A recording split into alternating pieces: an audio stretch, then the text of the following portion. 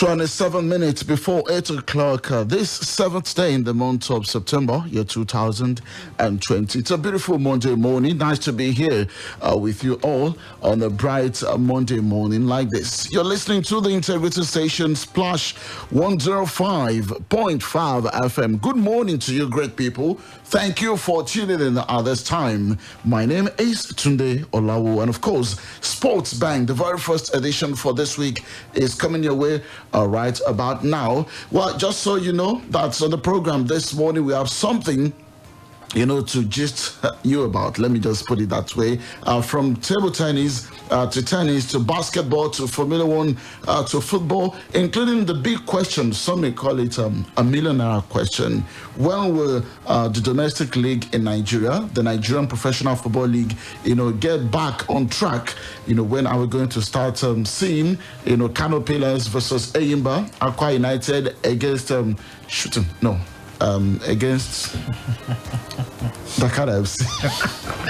Okay, I mean no disrespect. Hopefully one day, not so far from now, we're going to our Shooting Stars back in the MPFL. So again, I say good morning to you. The BBC Premier League update is also somewhere around the corner. So from now to 8 o'clock, we're going to have a good time looking at the world of sports. Right, Feromi Adigboyega, good morning to you. Yeah, good morning to you today. Good morning to you. And of course, that's a wonderful listener out there.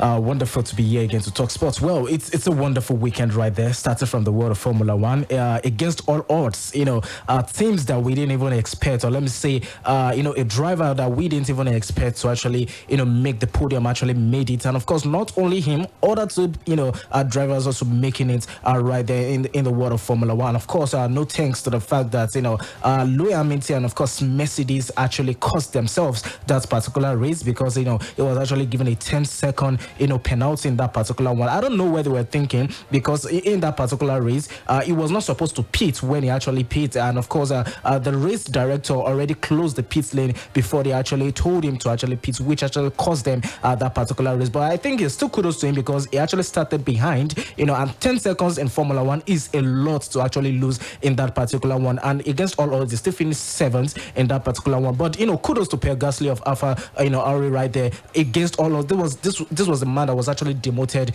from the Red Bull, 24 years of age. He made his first podium last year in the Brazilian Grand Prix, and now is winning his first race of his career. I think this is awesome and wonderful. Hopefully it can actually keep up the momentum, but then I think this is just one of those kind, it's just once in a while. It's just like a Leicester winning the Premier League. It's gonna be a long time before we can see something like this happening again in the world of Formula One. Will it be safe for me to state here that your weekend was, the highlight of the weekend was the Formula One? I think it was just one of, the highlight of the weekend. Not forgetting the one you picked. Yeah, it's the one I picked actually. Okay, so started on that note, just to give more flesh to what exactly Fermi was talking about earlier. Pierre Gasly took a stunning upset win in the Italian Grand Prix for Red Bull's AlphaTauri team in one of the most remarkable races in history, which saw Lewis Hamilton finish 7th.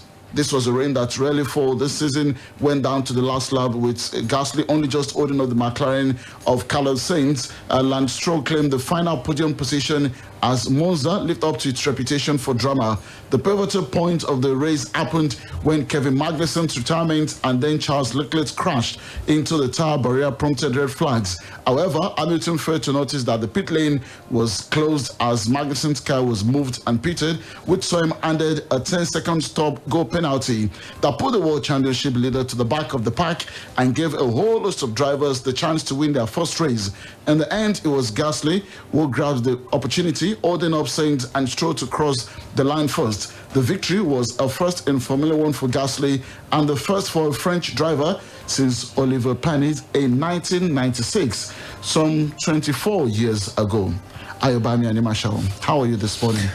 Great. Good morning to you today. Good morning to Ferami. Good morning to Aziz, and good morning to the listener out there. I mean, just like it was really a weekend of first in the world of Formula One, it's also somewhat going to be a week of first in the US Open as well, because for the first time in 2014, we'll be having a first-time winner of the Grand Slam after Novak Djokovic was actually disqualified from the tournament just last night, albeit it in some bizarre fashion. The manner with which he was actually disqualified has caused that uproar, and some school of thought believe perhaps the rule was a bit overboard. While some people believe the rule is the rule, you just got to follow it down to the letters. But I think all in all, 2020 supposed to be Novak Djokovic, Grand Slam. Exactly. I'm even talking about the year now. Some of the top guys. The year served them two different cocktails. Firstly, that of unbeaten record, which obviously is still ongoing, and then that of series of back page stories that really are not too good for him. Remember the tournament organized right there, the Adria Tour, which obviously caused a bit of uproar. He also contracted COVID-19, came back. He's already on the way to setting up a different tennis players association, which is not well greeted by the likes of Rafael Nadal, Roger Federer, and perhaps already making enemies out of them. And now with the recent update from the US Open, so I think 2020 has served them two different stories, and the latest of it might really just be the one that could really just turn out to be the highlight of the year for him. I didn't see this coming. I felt this part a great opportunity for him to catch up. The rule some people believe was over the board. Yeah. But when you hit a linesman with a ball, what do you expect? The argument for that school of thought is that it wasn't intentional. Doesn't have to be. No. Exactly. It doesn't have to be. At that point in time, it was actually frustrated. You couldn't control your anger. As a professional, you should be able to. Listen. Yes. What's to judge the intention? Exactly. No. Here's the argument. Barely 5 minutes before that incident, he did something similar, and I felt the umpire should have warned him, but the umpire never did. But as a professional, he is, and we've seen several other professionals go that way. But then they've been penalized, they've been sanctioned for doing those things. No. If you hit the ball at the wall, you won't really be penalized for that. But I think ordinarily the umpire should have cautioned him. And moreover, Djokovic is known for this, even for ages, way before this particular match. It because it's a star. No. But I'm just saying, when you look at it from a different angle, should have given him a pass. No, perhaps a warning would do. It seems you're not out. Perhaps a warning would do. Because it wasn't intentional. Fine, it was quite a dangerous play, and I do not even subscribe to that. But I feel, for the sake of the followership of the tournament, there is no Roger, there is no Rafael, there is no Wawrinka, and the Murray just got bundled out. Silic has also been knocked out as well. So you realize it's ordinarily the top figure right there left standing in that tournament. And even for the sake of organizers, a window of opportunity for new guys. Yeah, for the likes of Dan. And what do you think will happen to the numbers of people streaming the tournament without Djokovic? Already we didn't have people, we didn't really have spectators that were actually but the fact that it won't take anything away from the eventual winner. That obviously not for him. And the fact that it's going to be a first time win, I totally agree to that. But I just feel, for the sake of justification, for the sake of the umpire doing their jobs, I also feel perhaps the umpire should have really given it. Okay, so we'll tell you what happened. Novak Djokovic was disqualified from the US Open after hitting a linesman with a ball during his clash with Pablo Carreno Busta. The Serb, who had previously been suffering with a shoulder injury, was visibly frustrated after being broken in the first set as the Spaniard took a 6-5 lead. He struck a ball away in frustration, and although he was not facing the assailed lineswoman, the ball hit her and she was bent double, coughing and needing medical attention. There then followed a lengthy consultation with the tournament referee, with Djokovic seemingly attempting to convince the referee and chair umpire to let him continue in his campaign, but to no avail. Meanwhile, Alexander Zverev reached the US Open quarterfinals with a 6-2, 6-2, 6-1 win over Alejandro Davidovich Fokina. American Jennifer Brady reached her first Grand Slam quarterfinal by disposing of 2016 champion Angelique Kerber at the US Open. The 25-year-old seeded 28 won 6-1, 6-4 on Louis Armstrong Stadium at Flushing Meadows. Brady faces Yulia Putintseva, who beat 8th seed Petra Martic 6-3, 2-6, 6-4. Now, let's talk about table tennis, where we have our very own Aruna Kodji. Despite finishing in second place at the 2020 African Cup in Tunisia earlier this year, Aruna Kodji has been listed among the top 20 players in the world that will compete at the ITTF Men's World Cup scheduled for November in China. In a statement released by ITTF over the weekend, the Men's and Women's World Cups will kickstart the restart on international table tennis competition after several months of suspended activity due to the COVID-19 pandemic. Kodji, an African Cup champion champion Egypt's Ahmed Saleh will compete in the men's event, while African Cup women's champion Dina Meshrov of Egypt is the sole representative of Africa in the Women's World Cup. Now, let's move on and tell you a bit about basketball this morning. Milwaukee Bucks stars Giannis Antetokounmpo leaped out of his side's 118-115 overtime win against the Miami Heat as the Bucks avoided a 4-game sweep in the best of 7 Eastern Conference semi-final. LeBron James and Anthony Davis combined for 62 points and 21 rebounds as the Los Angeles Lakers resisted a second-half rally to defeat the Austin Rockets 117-109 and leveled their Western Conference semi-final.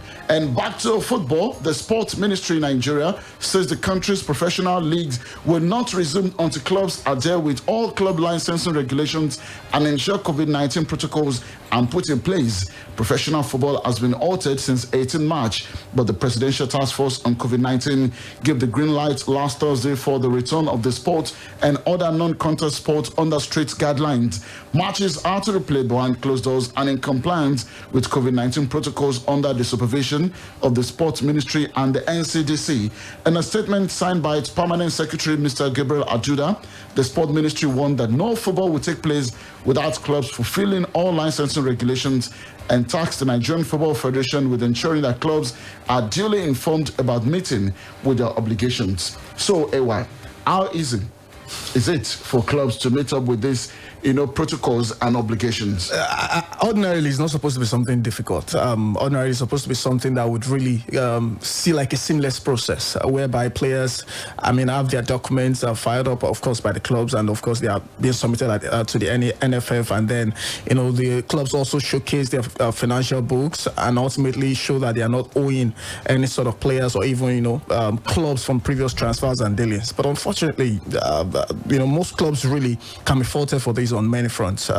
You can find a typical club right now, owing its players about 4 or 5 months, whereby the player can easily negotiate that instead of you guys paying me up to that, let me just pick up my bags rather and leave for free to another club. And you know how these things are done. So it really leaves certain shady things right now in the Nigerian football system. But if the Sport Ministry are coming up with this, it's quite laudable. But I'm looking at the part whereby it can be executed. It's looking very difficult. But at this point in time, it looks like it's not going to happen anytime soon if they insist that these conditions must be met. Because you and I know exactly that these guys. This is exactly what really hampered the Nigerian Women's Football League from kicking off before COVID-19 came.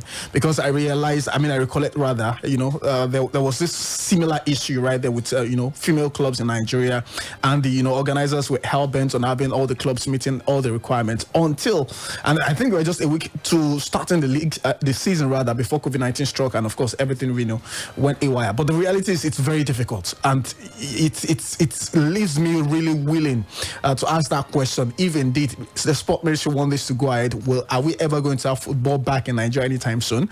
Because I'm quite sure a lot of clubs will have to require about 5, 6, 7 months or even perhaps a whole year before they can actually balance up, and then finally just made up with all these requirements. I'm talking about... Sorry, what exactly are these requirements that is so difficult for the clubs to actually implement at this point? I just meet the COVID-19 protocols, number one. Try as much as possible to, if you're owing players, pay them, which is supposed to be the norm.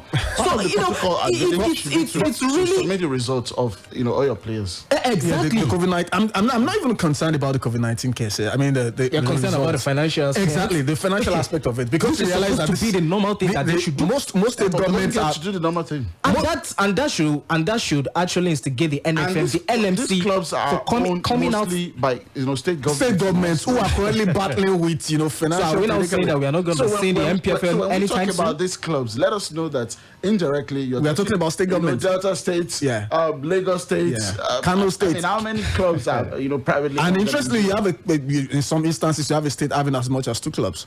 Abia State, for instance. So how do you expect them to cover up for all of this? So basically, it's almost like saying, federal government is telling state government, go and do the needful. It's not going to work. And I doubt if that is ever really going to happen.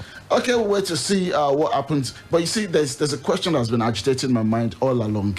The professional footballers in the MPFL, who's checking up on these guys? What have they been up to, in the last 4 or 5 months of, inactivity? That takes us back to our usual discussion about having a footballers association, a professional footballers association, a union rather. Yes. But even their clubs, is anybody checking? Are they keeping tabs? Well, do they know how well these guys to some extent. I remember, especially about 2-3 months ago, I was speaking with officials from certain clubs, from Cry United, from Sunshine Stars, from Abia Warriors, and each of them went as far as saying they usually check on their players. And interestingly, I went further to also ask some of those players if that is true, and of course, some of them confirmed, perhaps a phone call once in a week.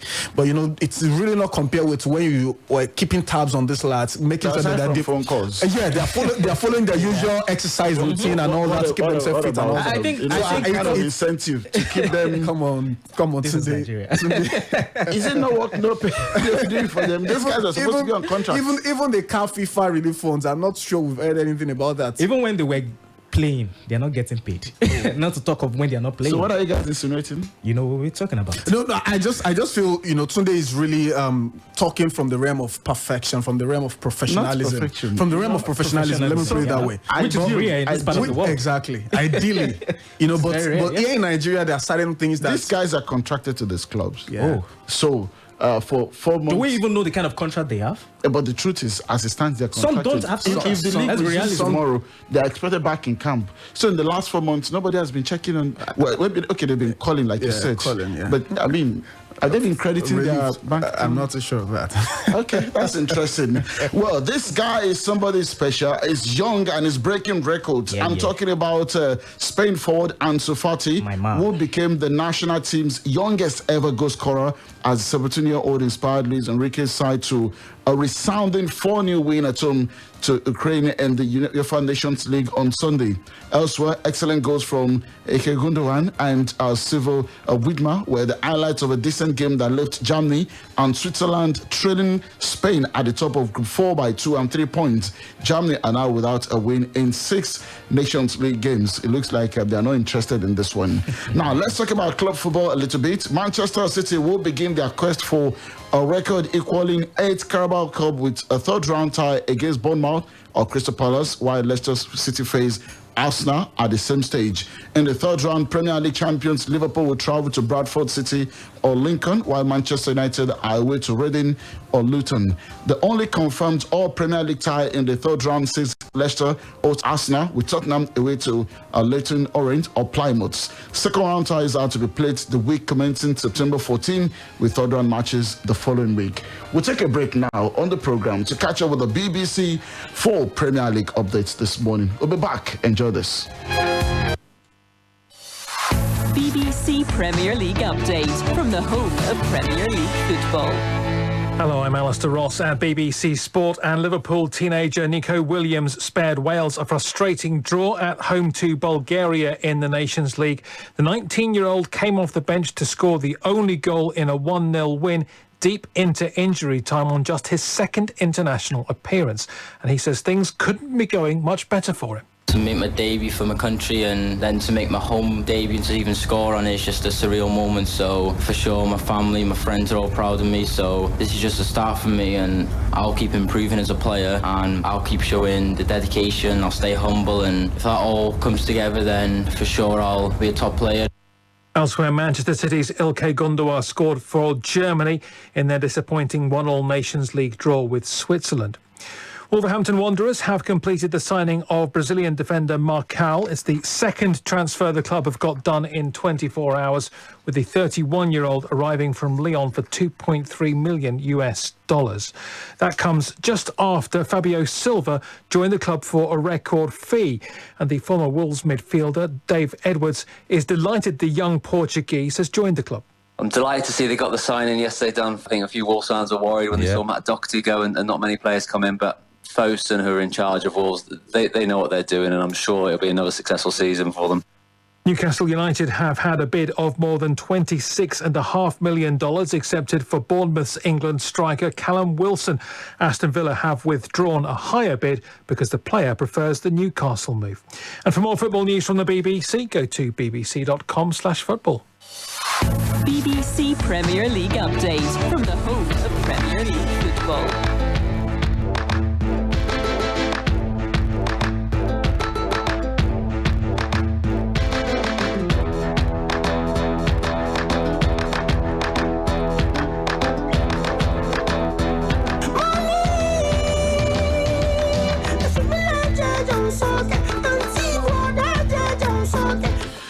Okay, great to have you back on Sports Bang this morning. There you listen to the BBC Premier League update. Let's look at the papers before we exit the studio, let me say. Sporting Live, front page, Manchester United, Liverpool, Arsenal on red alert to sign Griezmann. Barcelona want Thiago Alcantara back. Liverpool said £15 million asking price for Wijnaldum. PSG to sell Draxler, Gay. Pirlo wants Morata back at Juventus. US Open Dominic Thiem through to last 16. US Open Williams comes from behind to storm into fourth round. Seas of American compatriot Sloane Stephens. Hey, sister, I hope you don't get to the final and then lose again. You need to win this time around. Yeah, it's important. International friendlies. FG may stop Super Eagles, says NFF didn't follow PTF NCDC's protocols. Amaju insists inform sport ministry chiefs early about games. Ministry NFF showdown talks hold this Thursday. Barca prepare final offer for Martinez. Leverkusen enter the race for Bellerin from agree I know loan deal. And Osimhen to live in Posilipo's affluent residential area, Nigeria, to stay with his girlfriend. I mean, it's a world record, it's a club record buy. Yeah. So he earns good money. He should stay, wherever he wants. Place for big boys. Whoever he wants. Osimhen acquires Napoli mansion. Messi rejoins Barca trading. Okay, so it's over. Good for him. And good for the club. Even better for the club. Well, it would have been a disaster. Let's a total disaster. How? Well, we don't even know if it's going to be good for the club. To lose him, yes, but I think it's a reality that it's it's not still going to be a going to disaster happen. to lose. Yes, but at least now they have the opportunity, the chance to prepare for his, eventual. They're exit. never going to be prepared for his exit. That's a fact. But it would have been more difficult this time around. It's going to be more difficult next season. Really? Yeah, because you'll be going for free if you stay. I just feel the opportunity. I actually feel the opportunity of having a new gaffer on board now would have been perfect for them to, just let him leave, so that the new gaffer comes to town and meets nothing. No, and starts afresh. Messi's the team. Messi's not the team. Well, they've made him the team. He's not supposed to be the team. On paper, is not the team. Yeah, true. But you and I know that in reality. But the reality is, if you are ever going to actually lose him, I think this is just the perfect time. Exactly. I mean, Koeman is coming into a different, team right now. I think the best bet is to just allow him to start afresh. He has already made a couple of moves and calls to whoever he wants in the squad and who he doesn't. Okay. So let him just finish up what he started. It's always contentious and sometimes dramatic discussing the transfer words. But we have to leave right now, guys. Thank you so much, Feromi Adigboyega. Thank you so much for having me. And of course, to Ayobami Animashaon. Muchas gracias. Do have a lovely, lovely Monday. My name is Tunde Olawuwo. Bye-bye.